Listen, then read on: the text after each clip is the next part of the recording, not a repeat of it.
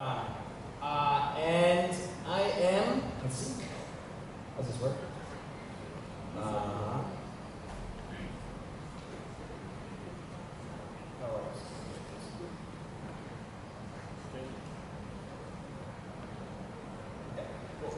And I'm excited to be back here in Hanoi. Actually, my first time in Hanoi was like 8 years ago, where I learned how to ride a motorcycle and then rode it through all of Vietnam. So, big fan of this country, big fan of all of its people, and I'm excited to be back here. Thank you for welcoming me back.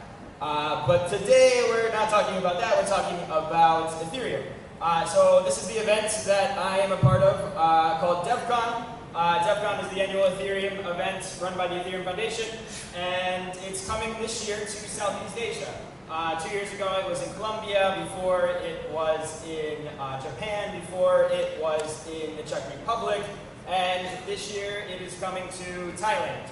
So your neighbor, very close, and if you want to learn more about Ethereum, this is the event where the entire Ethereum community will be together.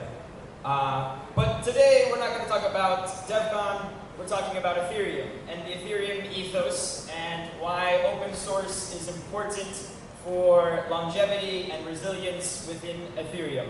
But first, we can also talk a little bit about what are blockchains, why are they important, and what are they? And I would say blockchains are a new type of computer. They are not a computer in the traditional sense, not a computer in the sense that they are physical, but it's a new type of computer in the sense that it's a network that acts like a computer, right? You can write programs on Ethereum. You can deploy these programs, and these programs are executed according to a set of specifications, much like a computer. Some blockchains are computers with like one use case. In the case of Bitcoin, that is one use case. It's basically a computer that is used for a currency. In the case of Ethereum, it's a computer with many use cases, like a general purpose blockchain, a general purpose computer, much like we are familiar with today. But we already have computers. Why do we need a new type of computer? So let's recap a little bit about the computers that we have today. And some people like to break these down into Web 1, Web 2, and what we're working on today, Web 3. Web 1, you can imagine, was the early days of the internet. So from like 1990 until 2005, we had a very basic version of the internet. It was a lot of read-only websites, a lot of blogs, we had email, but it was also an era characterized by a lot more open protocols, more decentralized community governance, and yeah, a lot more openness. Fast forward to roughly 2005, we entered the era of Web 2. Web 2 is more or less the era that we're living in today. We have a lot more interactivity. Not only can you read, but you can also write. So you can read and write in Web 2. And this is things like Google, or like Apple, or like Facebook, or Twitter, or a lot of the applications that we use today are classified as Web 2. And they're more controlled by centralized corporations, centralized entities, which increase efficiency in some senses, but also bring with it some problems. And it's that in Web 2 corporations can sometimes stifle innovation. So in Web 2, corporate networks can kill your business if they choose. So if you want to, for example, extend Twitter to build an application using the existing Twitter API, the Twitter network, in the early days, they incentivized you to do this. They allowed you to do this. But with time, Web 2 networks oftentimes trend towards extracting rather than attracting. And they can kill your service if you're building on top of them. This is what happened to Vine, which was building on top of Twitter. This was what happened to Parse, which was building on top of Twitter. Twitter decided to cut off their API access and limit and basically kill their business. A similar thing happened with Zynga, which was building on top of Facebook. And Facebook eventually decided that they were competitors, and they decided to stop their business. In Web 2, companies can also dictate who you pay. So, for example, PayPal or other payment service providers, if they don't like who you're sending money to, they can stop you from sending money there. They can freeze your accounts. They can censor you. And Web 2 companies can also silence you if they want. So in the case of Twitter, Twitter can, in some cases, ban presidential candidates. They can influence elections if they don't like the way that you are speaking or your specific views. And so Web 2 is not all bad, of course, right? Twitter, Facebook, these applications and services have brought us a lot of benefit in the world, right? They've given equal access to information around the world. They have brought communities together around the world. Google and Google Maps and things are amazing. So they're not all bad, but there are some externalities with the way that Web 2 is built that can have negative impacts on society. And so if you wanted to build on top of these networks to create something new, something that's accessible worldwide, something that's maybe neutral and novel, good luck, because oftentimes these services will tend towards extracting rather than supporting. And so what makes blockchains different? What makes them a new type of computer? I would say that there's a few properties that blockchains have that make them unique, that make them different. The first one is that they're open global access. They have open global access. This is a property of blockchains that are inherent to what they aim. They are verifiable, and they have this concept of hardness. And so we'll go through each one of these. What is open global access in the sense of a blockchain? It's basically that it should be neutral, it should be censorship resistant, to the point where anyone with an internet access should be able to use the blockchain, should be able to use it no matter where they are in the world. It should be unbiased, it should be unopinionated, it should not preference one specific culture or one specific country more than another one. And this is where I would say it differs a lot from existing Web 2 companies. Twitter, Facebook, or your government services, wherever you are in the world, are they unbiased? No. Are they unopinionated? No. And so this is something that blockchains really try to internalize. And how do FOSS values play a role in these goals? I would say FOSS, free and open source software, also embraces composability as one important aspect of FOSS. And it's also something that's really important within Ethereum, within blockchains, is that everything within this system is composable. You can interact with applications built on Ethereum, you can extend them, you can use their data, use their functions, which are really important for permissionless innovation. And permissionlessness in general is something that we embrace within Ethereum, within blockchains, and also within FOSS. Anyone's able to use it, anyone's able to verify it, and anyone's able to contribute, which are important values for open global access. The second property that blockchains have that make them different is that they are verifiable, they're auditable. Anyone around the world, no matter where they are or who they are, should be able to download and verify the current state. Anyone should be able to do this. And this is where some blockchains differ from others, right? Within Ethereum, we believe that verifiability is very important. Anyone around the world should be able to verify the current state of the blockchain and prove that it is correct. And FOSS values also play a role here. Within Ethereum, all source code is open source. The Ethereum code itself, the client code, the protocol specifications, it's all open source. It's all able to be either forked or read or contributed to.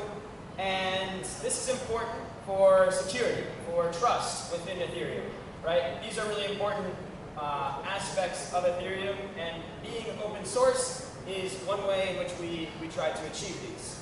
Another thing is that all changes that are done to Ethereum are done in the open and are transparent. So all research is done in the open.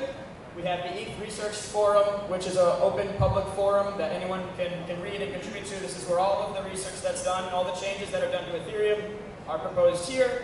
We have the EIP process, which is the Ethereum Improvement Proposals process. This is also open and public. Anybody can contribute an idea. They can contribute to Ethereum through this public open process. And to be honest, this is what Ethereum values, but not all blockchain projects value open source.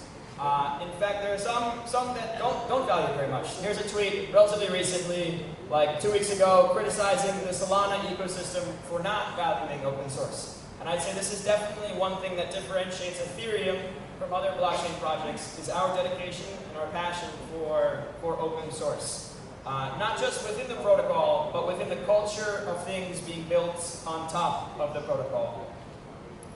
And so that's verifiability. And the third property that blockchains have that make them unique as computers is hardness. Hardness is the belief that this neutrality, this openness, this censorship resistance of the network not only exists today, but will exist far into the future.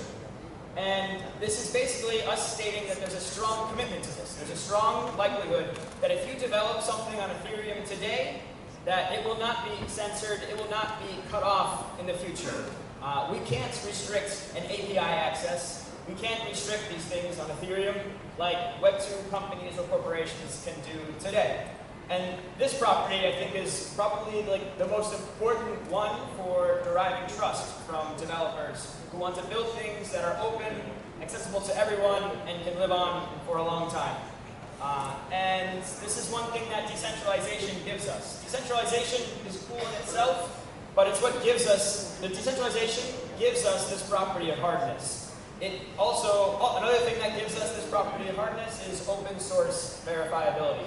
So the fact that anyone can verify what is happening on the network. And so these three properties are what I and others would argue are what enable a new type of computer, what enable this new type of computer, what some people call Web3. And these types of properties, so in Ethereum, enables things that were not possible or are not possible on previous types of computers. What types of things does Ethereum enable? Meme coins, of course. No, but really when people think of crypto and they think of Bitcoin, they oftentimes first think of financial applications or getting rich quick or investments. But in reality, meme coins, okay, they're fun, but they're not that interesting. They're not going to change the world. But what will? There are a lot of things that you can build on top of Ethereum that are interesting, and they're not only financial use cases. There are financial use cases like currencies, so Bitcoin, Ether in the case of Ethereum, and DeFi applications, which are open to anyone, no matter where you are in the world, are definitely interesting and are interesting use cases within Ethereum. But they're not the only use case. There's also use cases like property rights. Everyone here has probably heard of NFTs. In my mind, NFTs are basically just digital property rights. Digital property rights that are stored in a ledger, in a system that is neutral, that is censorship resistant. And there's a lot of use cases for having property rights stored somewhere where they can't be censored, where they can't be tampered with. Identity systems also are quite interesting applications, using things like permissionless reputation. So you don't need to depend on a government to give you an identity. If you're a refugee, you can get your own identity by reputation of your network.